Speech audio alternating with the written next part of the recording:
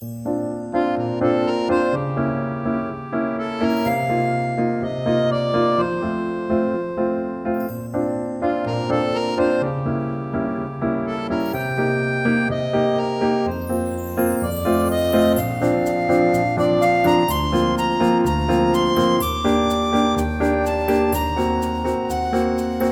안녕하세요. 이렇게 다시 뵙게 되어서 너무나 반갑네요. 네.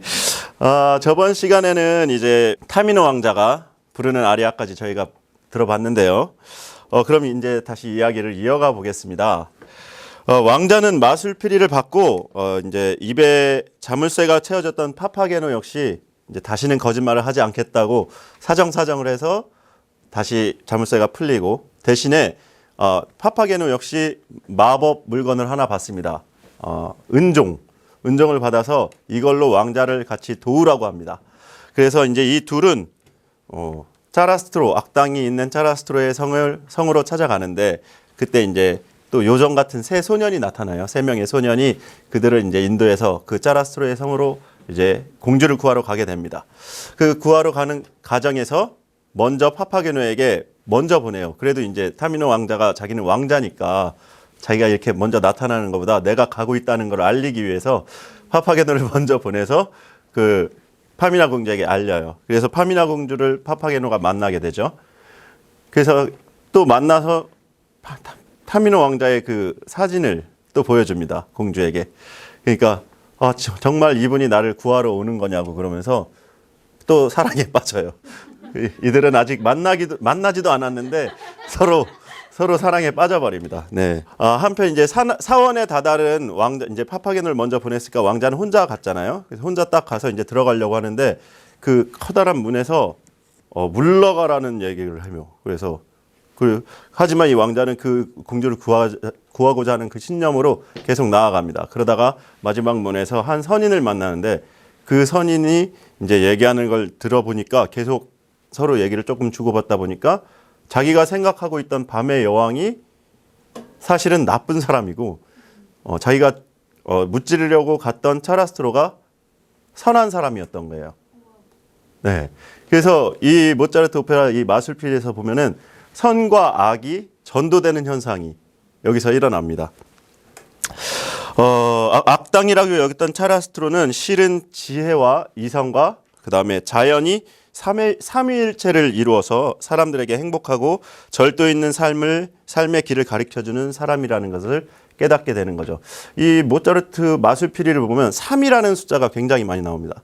그래서 드라이 다음에 해가지고 그 밤의 여왕의 세 시녀, 그리고 이들을 이끌어간 세 소년, 그리고 여기도 보면은 이제 또 뭐 지혜, 그 다음에 이성, 자연, 이렇게 해서 삼위일체가 나오고, 이런 속설이긴 한데 거의 뭐 계속 정설로 굳어졌는데, 이제 이 당시에 모차르트나 대본을 썼던 슈카네더도 그렇고, 이제 지금으로 따지면 프리메이슨이라는 그 조직에 가입이 되어 있었다고 합니다. 그 프리메이슨이 이제 상징하는 게 삼각형, 이 피라미드 뭐 이런 거기 때문에, 그래서 은연중에 그런 것을 많이 이 오페라에 집어넣었다는 얘기도 있습니다. 자, 이제 여기서 우리는 선과 악이 전도되는 현상을 봤는데요. 그동안 선이라고 믿어왔던 것이 한순간에 악이 되고, 또 악이라고 믿어왔던 것이 한순간에 선이 됩니다. 모차르트가 여기서 말하고 싶었던 게 무엇인지 한번 곰곰이 생각해 보면은, 이 당시가 이제 프랑스 대혁명, 왜 레미제라블 영화 보시면은 프랑스 대혁명 일어나잖아요. 그 직후예요. 이 마술피리가 쓰여진 게. 그래서 자유와 평등 같은 시민사회의 개념이 이제 싹트기 시작했던 시기라고 합니다. 그래서 모차르트는 어렸을 때부터 워낙 특출나다 보니까 이 유럽 곳곳을 다니면서 그 왕족이나 귀족들에게 연주를 많이 하러 다녔어요. 그래서 그때 봤던 부조리나 불평등 같은 거를 아마 내심 모차르트도 많이 느꼈을 거라고 생각이 됩니다. 그래서 이제 그 귀족이 지배하는 봉건 사회가 가고, 계몽주의에 입각한 시민 중심의 사회가 도래하길 열망했던 게 아닌가, 이런 생각을 한번 해보게 돼요. 물론 어떠한 자료도 남아있지 않아가지고 확신할 수는 없는데, 그간 이제 모차르트가 써온 오페라들을 보면, 아까 말씀드렸던 세 작품들 보면은 다 귀족들을 많이 재밌게 풍자하고 그런 게 되게 많습니다. 그런 자료들을 봤을 때 아마 이 모차르트가 주고 싶은 메시지가 그 평등이라는 것을 얘기하고 싶었지 않나 추론해 볼 수가 있는 거죠. 우여곡절 끝에 어쨌든 이 타미노 왕자와 파미나 공주는 드디어 만나게 돼요.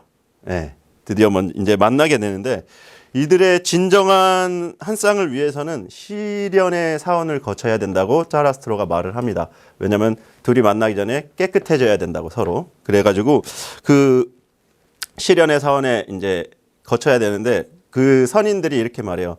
이들은 신분이 왕자인데 굳이 이 시련의 사원에 거쳐야 되냐. 그러니까 이제 자라스트로가 이렇게 말합니다. 왕자도 사람이다. 사람이기에 모두가 이제 그 시련을 거쳐야 된다고 말하는데 굳이 이거를 대본에 다 넣어요. 모차르트가 대본에 다 넣은 이유가 여기서도 또 한 번 평등. 네, 왕자도 사람이다. 이 말이 그것을 좀 강조하기 위한 배려가 아니었나 싶습니다.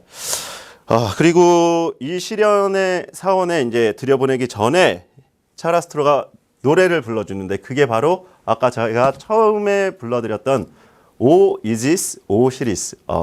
근데 오는 이제 감탄사고 이시스와 오시리스라는 이집트 고대의 신들이에요. 이 사람들은 근데 이 신화에 나오는 그 신들은 풍요를 상징하고 또 죽은 자들을 관장하는 신이라고 이제 섬긴 그런 신들이라고 나오는데 이 한 쌍의 커플에게 지혜를 주시고 그다음 위험에 처한 그들을 인내로 강하게 만들고 그래서 그 인내를 통과했을 때 시험의 열매를 보게 하소서라는 내용이었어요. 아까 제가 불렀던 게.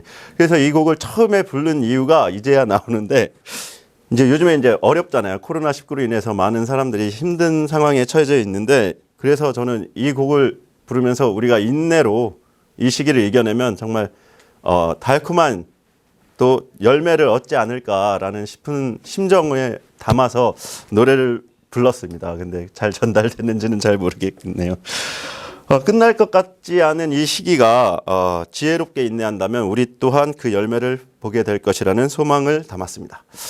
먼 훗날 이 시기를 돌아보았을 때 내가 참 장하게 이 시기를 잘 버텨냈구나라는 날이 속히 왔으면 좋겠네요. 이렇게 해서 왕자와 파파게노는 시련의 사원에 들어가게 됩니다. 근데 이 시련의 사원에서 또 주어진 첫 번째 과제가 침묵이에요. 침묵. 말을 하지 못하게 하는 것. 말을 절대 하지 말라고 하는 것입니다. 파파게노 같은 경우에는 이제 자기가 가장 원하는 것은 연인이에요. 연인. 파파게노는 평생 계속 혼자 모태솔로였기 때문에 어떻게든 연인을 만나고 싶어 했고 타미노 왕자는 당연히 파미나 공주죠. 근데 이 시련에서 그 어떤 연인이나 파미나 공주를 만나도 절대 말을 하면 안 된다는 주의를 받게 됩니다. 마치 지금으로 따지면 불교에서 무건 수행하는 것 같은 그런 느낌인데요. 벌써 이제 아까 파파게노가 이미 한번 자물쇠가 채워졌잖아요. 근데 여기서 또다시 침묵이라는 수행이 나오는 거 보면은 아마 이 오페라에서는 중복되는 게 굉장히 많아요. 그래서 중복되는 것은 아마 강조하기 위한 것이 아니었나. 그래서 침묵이라는 게 우리에게 또 어떻게 다가오는지 한번 잘 생각해 보시면 좋겠습니다. 그 사이에 이제 드디어 파미나 공주가 있는 곳에 밤의 여왕이 몰래 찾아옵니다. 네, 어머니죠. 밤의 여왕은 파미나 공주의 어머니예요. 그리고 왕자를 보낸 것이 실패로 돌아간 것을 알고 이제는 안 되겠다 싶어서 자기 딸에게 자라스트로를 죽이라고 사주를 합니다. 네. 아무리 복수심에 눈이 멀었어도 자기 딸에게 어떻게 살인을 하라고 이렇게 칼까지 막 쥐어줘요. 그만큼 복수심이라는 게 사람을 정말 변하게 만드는 것 같아요. 그래서 이것이 복수심이라는 게 얼마나 무서운지 다시 한번 상기하게 되는 것 같고요. 이제는 우리가 들을 때가 왔네요. 이 마술피리에서 가장 유명한 아리아, 밤의 여왕의 아리아를 한번 들어보고 다시 이어가겠습니다. 정말 익숙한 노래가 나왔죠. 이 곡은 영화 아마데우스 아마 보신 분들 계시면은 기억나실지도 모르는데 뭐 영화니까 아마 실제 그랬는지 모르겠는데 모차르트가 그 자기 장모님이 자기한테 잔소리하는 모습을 형상화해가지고 이거를 만들었다 뭐 그런 그 영화에선 그렇게 나오는데요. 저는 생각에는 그런 것 같지는 않고 지금 보신 이 소프라노는 지금 진짜 현존 최강이라고 불리우는 독일 소프라노 디아나 담라우라는 소프라노입니다.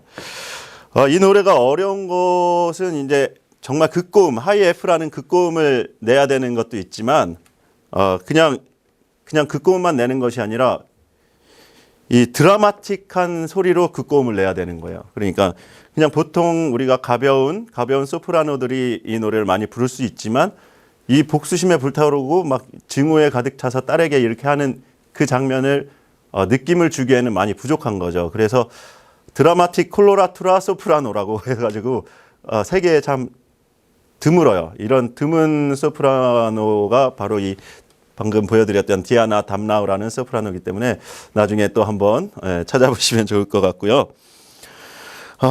자, 이제 밤의 여왕은 더 이상 자기의 정체를 숨기지 않죠.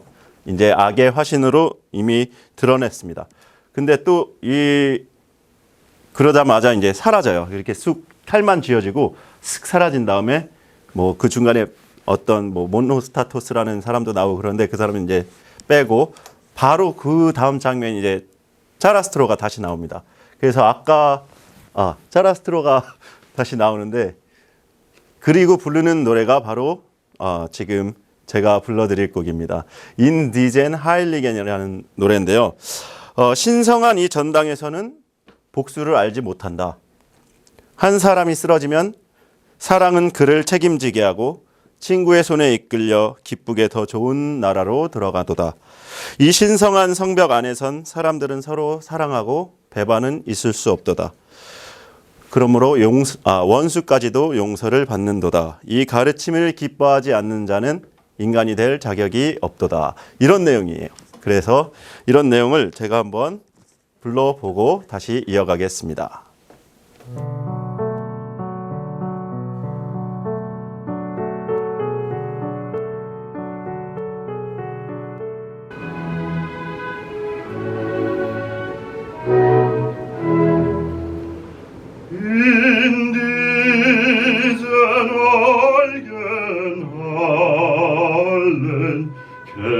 Man die Rache nicht und ist ein Mensch gefallen,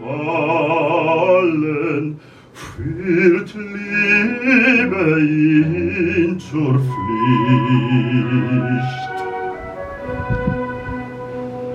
Dann wandelt hier ein Freundeshand, vergnügt und froh ist bessere Land. Dann wandelt hier an Freundeshand, vergnügt und froh ins bessere Land. Dann wandelt hier an Freundeshand, vergnügt und froh ins bessere Land, ins bessere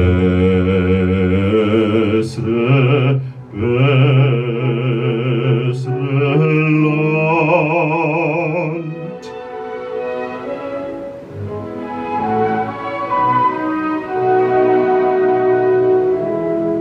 In diesen Mauern, wo Mensch die Menschen liebt, kann kein Verräter lauern, weil man dem Feind vergibt.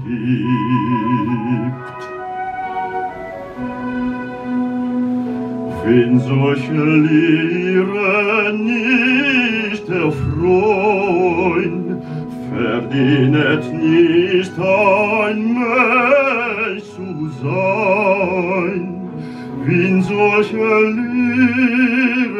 nicht der Freund, verdient nicht ein Mensch zu sein, wenn solche Lehren nicht der Freund, verdient nicht ein Mensch zu sein, ein Mensch zu sein.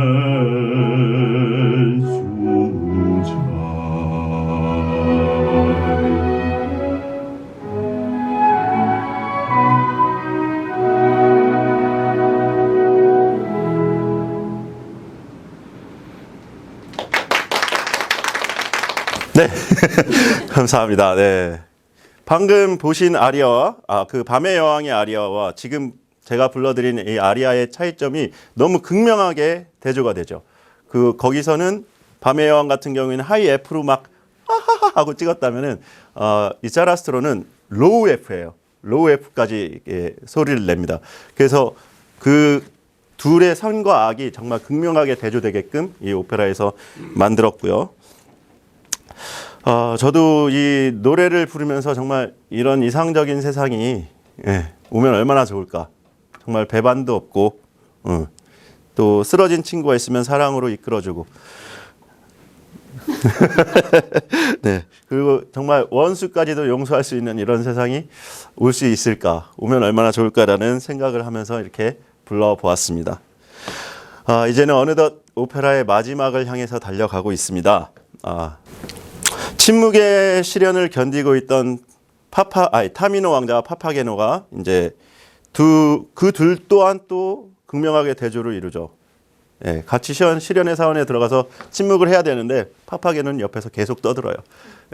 말을 계속해요. 말 시키고 그러니까 어떻게 보면은 이제 같이 시련을 겪는 왕자의 입장에서는 차라리 없는 게 나을 수도 있다는 생각이 들겠죠. 하지만 그러니까 어떻게 보면은 동료, 정말 어떻게 보면 둘이 의지해야 될 사람인데 우리도 어떻게 살아가다 보면 그런 경우가 있지 않나 싶어요. 정말 와이프가 될 수도 있고 남편이 될 수도 있고. 하지만 그 둘은 결국 동료죠. 그렇기 때문에 이 왕자도 정말 힘든 그런 침묵의 시련을 그 파파게노 때문에 더 힘들어지는 그런 시련을 겪는데 그 와중에 정말 커다란 산을 만나죠. 바로 파미나 공주를 만나게 되는 거예요. 얼마나 기쁘겠어요. 파미나 공주는. 그 시련의 사원에서 이렇게 자기와 한 쌍을 이루기 위해서 이렇게 고통받고 있는 그 왕자를 봐서 너무나 반가운 나머지 가서 말을 건넵니다. 너무 반가우니까. 근데 왕자는 지금 말을 할 수가 없잖아요. 근데 파미나는 또 그걸 모르고 왕자가 침묵을 해야 된다는 걸 모르기 때문에 여기서 엄청나게 크게 상처를 받습니다. 파미나 공주가. 내가 사랑하는 사람에게 말을 건네는데 저 사람이 나를 떠났나? 내가 더 이상 좋지 않았나? 하면서 상처를 받고 아리아를 또 하나 부르게 되죠. 그게 이제 ich wills라는 아리아인데, 나는 느끼네. 이 사랑의 행복이 영원히 사라져 버린 걸. 제목이 이렇습니다. 소프라노 조수미 님의 영상으로 한번 감상해 보시겠습니다. 애절함이 느껴지시나요? 시련의 상처, 그리고 어머니로부터의 압박감까지 느낀 파미나 공주는 후에 어머니가 준 칼로 극단적인 선택을 하려고 합니다. 그러니까 그 어머니가 준 칼로 자기를 직접 해하려고 하는데요. 그 순간에 이제 다시 아까 그 타미노 왕자를 그 차라스트로의 성으로 이끌어준 3명의 소년이 나타나죠. 바로 극적인 그 순간에, 찌르려고 하는 그 순간에 나타나가지고 이렇게 얘기를 해줘요. 지금은 설명을 할 수 없지만 왕자님은 아직 공주님을 사랑하고 있다고. 그리고 그녀를 위해 죽음의 공포에 맞서고 있다고 설명을 해줍니다. 그리고 다시 그 현장으로 데려가서 보여줘요. 왕자를. 그러니까 그래서 이제 파미나 공주는 다시 마음을 다잡게 되는 거죠. 그리고 기쁨의 재회를 하게 됩니다. 드디어 왕자는 시련을 끝내고 둘이 다시 이제 기쁨의 제외를 하게 되고요. 한편 또 우리가 잊고 있었던 게 파파게노가 있죠. 그는 또 시련을 이겨내지 못했잖아요. 계속 말을 했으니까. 그 시련을 이겨내지 못한 파파게노는 그 전에 만났던 파파게나를 잃습니다. 그 통과하지 못한 대가로 그 파파게나를 데려가 버려요. 자기가 잠시 만났던 그 연인을. 그래서 그 상실감에 또다시 파파게노도 목을 매려고 하고 있습니다. 이제 또 자기가. 그러니까 벌써 이 한 오페라 속에 자살하려고 하는 사람이 두 캐릭터나 나타나는 거죠. 아까 말씀드렸다시피 침묵이 계속 반복되는 것처럼 이 자살도 계속 반복이 되는 거예요. 아마도 당시 모차르트의 심경 상태가 이렇지 않았나라는 생각을 해보게 돼요. 삶의 고단함, 그리고 거짓된 세상, 자기를 속였다고 생각을 하고, 그리고 모두가 자신에게 등을 돌렸다고 하고, 또 이런 안타까운 생각은 자꾸만 또 꼬리에 꼬리를 물게 되죠. 그래서 삶을 끝으로 몰아가게 마련인데요. 아마 모차르트 또한 그런 생각이 휩싸이지 않았었나 생각이 됩니다. 하지만 이런 파파게노도 다시 또 그 새 소년의 도움을 받아서 살아나게 됩니다. 그 새 소년이 그러지 말고 은종을 올려보라고 하는 거죠. 그랬더니 자기가 잊고 있었던 그 마법이 깃든 은종을 부르는데 다시 파파게나가 그래서 나타나게 됩니다.